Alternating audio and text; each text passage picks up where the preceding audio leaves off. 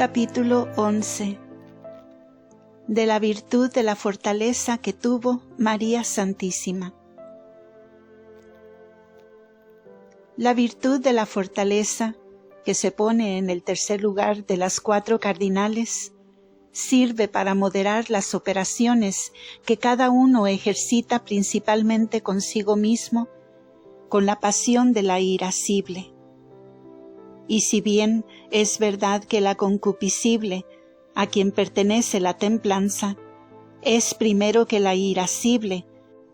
porque del apetecer la concupiscible nace el repeler la irascible a quien impide lo apetecido. Pero con todo eso se trata primero de la irascible y de su virtud, que es la fortaleza, porque en la ejecución de ordinario se alcanza lo apetecido interviniendo la irascible, que vence a quien lo impide. Y por esto la fortaleza es virtud más noble y excelente que la templanza, de quien diré en el capítulo siguiente. El gobierno de la pasión de la irascible por la virtud de la fortaleza se reduce a 2 partes o especies de operaciones, que son usar de la ira conforme a razón y con debidas circunstancias, que la hagan loable y honesta, y dejar de airarse, reprimiendo la pasión cuando es más conveniente detenerla que ejecutarla, pues lo uno y lo otro puede ser loable y vituperable según el fin y las demás circunstancias con que se hace. La primera de estas operaciones o especies se quedó con el nombre de fortaleza, y algunos doctores la llaman belicosidad. La segunda se llama paciencia, que es la más noble y superior fortaleza, y la que principalmente tuvieron y tienen los santos. Aunque los mundanos, trocando el juicio y los nombres, suelen a la paciencia llamarla pusilanimidad, y a la presunción impaciente y temeraria llaman fortaleza, porque aún no alcanzan los actos verdaderos de esta virtud. No tuvo María Santísima movimientos desordenados que reprimir en la irascible con la virtud de la fortaleza, porque en la inocentísima reina todas las pasiones estaban ordenadas y subordinadas a la razón, y ésta a Dios, que la gobernaba en todas las acciones y movimientos. Pero tuvo necesidad de esta virtud para oponerse a los impedimentos que el demonio, por diversos modos, le ponía, para que no consiguiese todo lo que la prudentísima y ordenadamente apetecía para sí y para su Hijo Santísimo.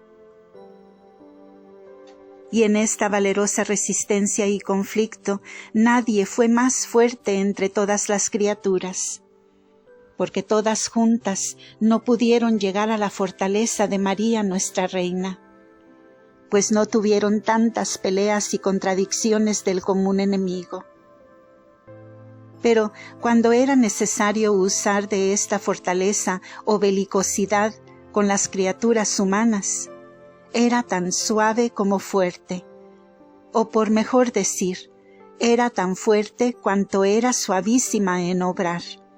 porque sola esta divina Señora entre las criaturas pudo copiar con sus obras aquel atributo del Altísimo que en las suyas junta la suavidad con la fortaleza. Este modo de obrar no tuvo nuestra Reina con la fortaleza, sin reconocer su generoso corazón desordenado temor, porque era superior a todo lo creado, ni tampoco fue impávida y audaz sin moderación, ni podía declinar a estos extremos viciosos, porque con suma sabiduría conocía los temores que se debían vencer y la audacia que se debía excusar, y así estaba vestida como única mujer fuerte de fortaleza y hermosura. En la parte de la fortaleza que toca a la paciencia, fue María Santísima más admirable, participando sola ella de la excelencia de la paciencia de Cristo, su Hijo Santísimo, que fue padecer y sufrir sin culpa y padecer más que todos los que las cometieron. Toda la vida de esta soberana reina fue una continuada tolerancia de trabajos, especialmente en la vida y muerte de nuestro Redentor Jesucristo, donde la paciencia excedió a todo pensamiento de criaturas. Y sólo el mismo Señor que se la dio puede dignamente darla a conocer. Jamás esta candidísima paloma se indignó contra la paciencia con criatura alguna, ni le pareció grande algún trabajo y molestia de las inmensas que padeció. Ni se contristó por él, ni dejó de recibirlos todos con alegría y hacimiento de gracias. Y si la paciencia, según el orden del apóstol, se pone el primer parto de la caridad y su primogénito, si nuestra reina fue madre del amor, también lo fue de la paciencia. Y se debe medir con él, porque cuanto amamos y apreciamos el bien eterno sobre todo lo visible, tanto nos determinamos a padecer, por conseguirle y no perderle, todo lo penoso que sufre la paciencia. Por eso fue María Santísima pacientísima sobre todas las criaturas y madre de esta virtud para nosotros, que acudiendo a ella hallaremos esta torre de David con 1000 escudos, pendientes de paciencia, con que se arman los fuertes de la Iglesia y de la milicia de Cristo nuestro Señor. No tuvo jamás nuestra pacientísima reina ademanes afeminados de flaqueza, ni tampoco de ira exterior, porque todo lo tenía prevenido con la divina luz y sabiduría. Aunque ésta no excusaba dolor, antes le añadía, porque nadie pudo conocer el peso de las culpas y ofensas infinitas contra Dios, como las conoció esta señora. Mas no por eso se pudo alterar su invencible corazón, ni por las maldades de Judas, ni por las contumelias y desacatos de los fariseos. Jamás mudó el semblante, y menos el interior. Y aunque en la muerte de su Hijo Santísimo todas las criaturas y elementos insensibles parece que quisieron perder la paciencia contra los mortales, no pudiendo sufrir la injuria y ofensa de su Criador, sola María estuvo inmóvil y aparejada para recibir a Judas y a los fariseos y sacerdotes, si después de haber crucificado a Cristo nuestro Señor, se volvieran a la Madre de piedad y misericordia. Bien pudiera la mansísima emperatriz del cielo indignarse y airarse con los que a su Hijo Santísimo dieron tan afrentosa muerte, y no pasar en esta ira los límites de la razón y virtud, pues el mismo Señor ha castigado justamente este pecado.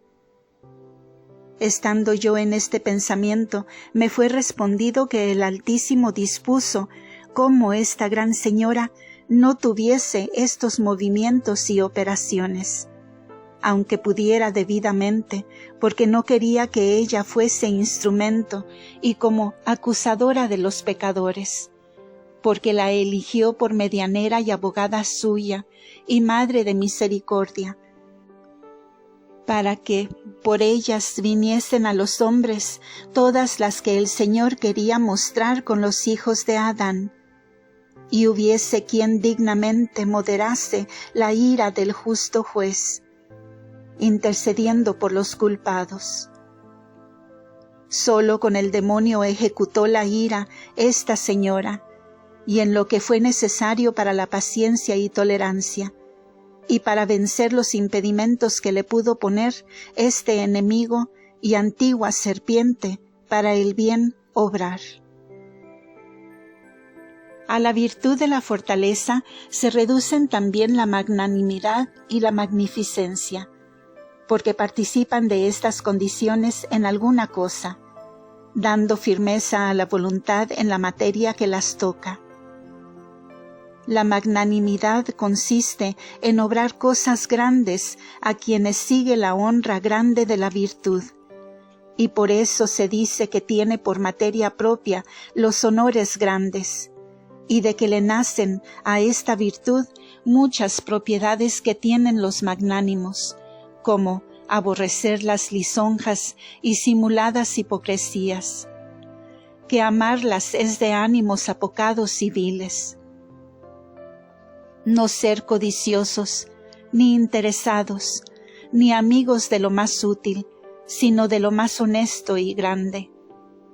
No hablar de sí mismo con jactancia, ser detenidos en obrar cosas pequeñas, reservándose para las mayores, ser más inclinados a dar que recibir, porque todas estas cosas son dignas de mayor honra. Mas no por esto es contra la humildad esta virtud, que una no puede ser contraria de otra, porque la magnanimidad hace que con los dones y virtudes se haga el hombre benemérito de grandes honras, sin apetecerlas, ambiciosa y desordenadamente. Y la humildad enseña a que las refiera a Dios, y se desestime a sí mismo por sus defectos, y por su propia naturaleza. Y por la dificultad que tienen las obras grandes y honrosas de la virtud, piden especial fortaleza, que se llama magnanimidad, cuyo medio consiste en proporcionar las fuerzas con las acciones grandes, para que ni las dejemos por pusilánimes, ni las intentemos con presunción ni desordenada ambición, ni con apetito de gloria vana, porque todos estos vicios desprecia el magnánimo. La magnificencia también significa obrar grandes cosas, y en esta significación tan extendida puede ser común virtud, que en todas las materias virtuosas obra cosas grandes. Pero como hay especial razón o dificultad en obrar y hacer grandes gastos, aunque sea conforme a razón, por esto se llama magnificencia especial la virtud que determinadamente inclina a grandes sumptos, regulándolos con la prudencia, para que ni el ánimo sea escaso cuando la razón pide mucho, ni tampoco sea profuso cuando no conviene, consumiendo y talando lo que no debía. Y aunque esta virtud parece la misma con la liberalidad, pero los filósofos las distinguen, porque el magnífico mira a cosas grandes sin atender más, y el liberal mira al amor y uso templado del dinero. Y alguno podrá ser liberal sin llegar a ser magnífico, si se detiene en distribuir lo que tiene más grandeza y cantidad. Estas dos virtudes de magnanimidad y magnificencia estuvieron en la Reina del Cielo, con algunas condiciones, que no pudieron alcanzar los demás que las tuvieron. Solo María Purísima no halló dificultad ni resistencia en obrar todas las cosas grandes, y sola ella las hizo todas grandes, aun en las materias pequeñas, y sola ella entendió perfectamente la naturaleza y condición de estas virtudes, como de todas las demás. Y así pudo darles la suprema perfección, sin tasarla por las contrarias inclinaciones, ni por ignorar del modo, ni por acudir a otras virtudes, como suele suceder a los más santos y prudentes, que cuando no lo pueden todo, eligen y obran lo que les parece mejor. En todas las obras virtuosas fue esta señora tan magnánima que siempre hizo lo más grande y digno de honor y gloria.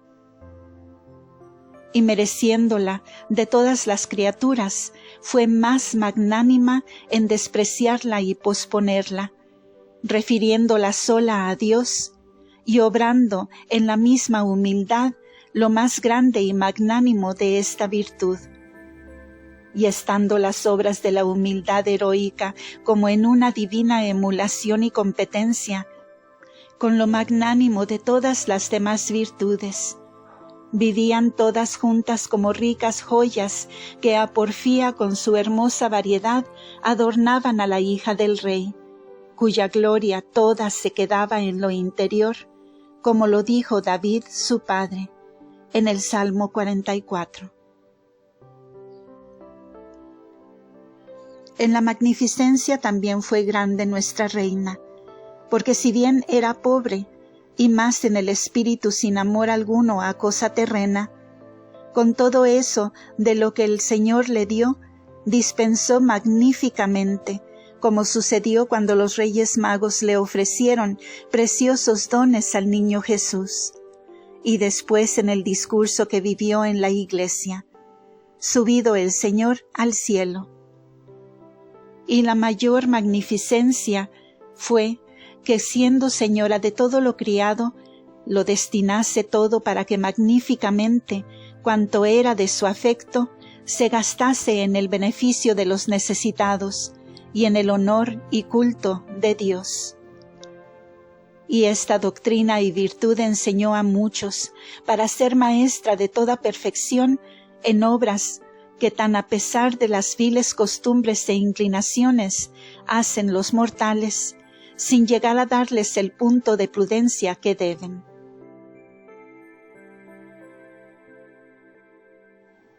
Comúnmente desean los mortales, según su inclinación, la honra y gloria de la virtud y ser tenidos por singulares y grandes. Y como esta inclinación y afecto van desordenados, y tampoco enderezan esta gloria de la virtud al Señor de todo, desatinan con los medios. Y si llega la ocasión de hacer alguna obra de magnanimidad o magnificencia, desfallecen y no la hacen, porque son de ánimos abatidos y viles. Y como por otra parte quieren juntamente parecer grandes, excelentes y dignos de veneración, toman para esto otros medios engañosamente proporcionados y verdaderamente viciosos, como hacerse iracundos, hinchados, impacientes, ceñudos, altivos y jactanciosos. Y como todos estos vicios no son magnanimidad, antes dicen poquedad y bajeza de corazón, por eso no alcanzan gloria ni honra entre los sabios, sino vituperio y desprecio, porque la honra más se halla huyendo de ella que solicitándola, y con obras más que con deseos. Doctrina de la Reina del Cielo. Hija mía, si con atención procuras, como yo te lo mando, entender la condición y necesidad de esta virtud de la fortaleza, con ella tendrás a la mano la rienda de la irascible, que es una de las pasiones que más presto se mueven y conturban la razón. Y también tendrás un instrumento con que obrar lo más grande y perfecto de las virtudes como tú lo deseas, y con que resistir y vencer los impedimentos de tus enemigos que se te oponen para acobardarte en lo más difícil de la perfección. Pero advierte, carísima, que como la potencia irascible sirva a la concupiscible para resistir a quien la impide en lo que su concupiscencia apetece, de aquí procede que si la concupiscible se desordena y ama lo que es vicioso y solo bien aparente, luego la irascible se desordena tras ella, y en lugar de la fortaleza virtuosa incurre en muchos vicios execrables y feos. y de aquí entenderás cómo del apetito desordenado, de la propia excelencia y gloria vana, que causan la soberbia y vanidad, nacen tantos vicios en la irascible, cuales son las discordias, las contenciones, las riñas, la jactancia, los clamores, impaciencia, pertinacia y otros vicios de la misma concupiscible, como son la hipocresía, mentira, deseo de vanidades, curiosidad y parecer en todo más de lo que son las criaturas, y no lo que verdaderamente les toca por sus pecados y bajeza. De todos estos vicios tan feos estarás libre, si con fuerza mortificas y detienes los movimientos inordenados de la concupiscible con la templanza, de que dirás luego. Pero cuando apeteces y amas lo justo y conveniente, aunque te debes ayudar para conseguirlo de la fortaleza y de la irascible bien ordenada, sea de manera que no excedas, porque siempre tiene peligro de airarse con celo de la virtud quien está sujeto a su propio y desordenado amor. Y tal vez se disimula y solapa este vicio con capa de buen celo, y se deja engañar la criatura airándose por lo que ella apetece para sí, y queriendo que se entienda, es celo de Dios y del bien de sus prójimos. Por eso es tan necesaria y gloriosa la paciencia que nace de la caridad y se acompaña con la dilatación y magnanimidad. Pues el que ama de veras al sumo y verdadero bien, fácilmente sufre la pérdida de la honra y gloria aparente, y con magnanimidad la desprecia como vil y contentible, y aunque se la den las criaturas, no la estima, y en los demás trabajos se muestra invencible y constante, con que granjea cuanto puede el bien de la perseverancia y tolerancia. Fin del capítulo 11.